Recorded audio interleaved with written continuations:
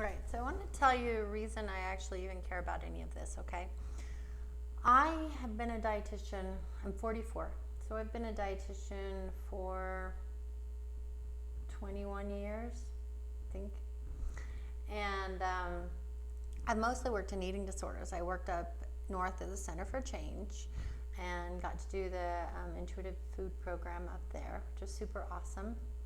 And then I worked in Los Angeles and Malibu at Pepperdine University and the Eating Disorder Center of California, Montanito, La Ventana, Pacific Care and Healing,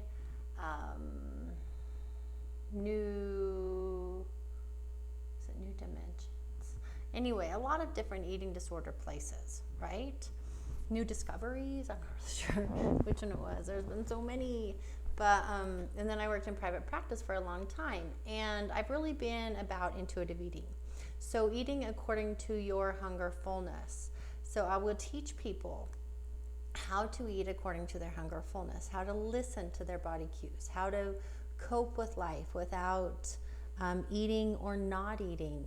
And that's been my big focus throughout all these years.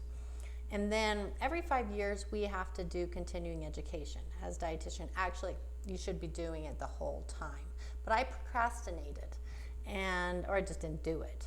And I had to update my registration, my license, this last year. So I did a lot of studying, and at the same time I had to update my personal training and group fitness certifications too. So I had a ton of work to do, which is is my own fault. And so I had listened to Eat to Beat Disease by William Lee, which he's awesome and well worth it to listen to it. It's on Audible and everything's backed by studies and whatever. And then I also had read a book for my continuing ed that was Integrative Functional Medicine, a primer for clinicians. So I think it was mostly written for medical professionals. But as a dietitian, they had all this stuff with nutrition, supplements, all that. They also had yoga and everything else. So it wasn't just nutrition. But when I started listening to all this, it really encouraged me to kind of look at our diseases a little bit different. One of the things that said is 80% of diseases are preventable, and most of the time it's from food we eat, exercise, how we live, that type of stuff. And there's a lot of different foods that, some of them are greens or vegetables or fruits, olive oil, nuts, seeds, different things like that.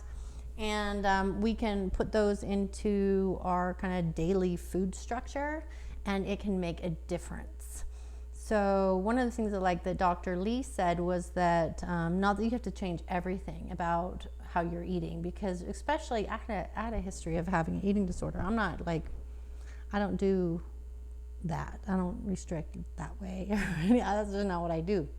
But so adding those foods, adding different interesting foods, learning how to make them in different ways, easy, because I need easy things or I'm not going to do it.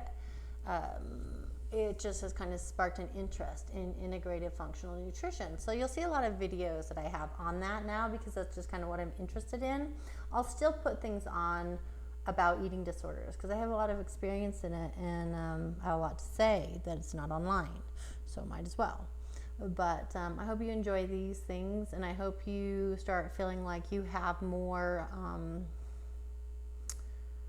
of a say with your health, that you can control what happens to your body so that you have more life and you're more healthy as you live.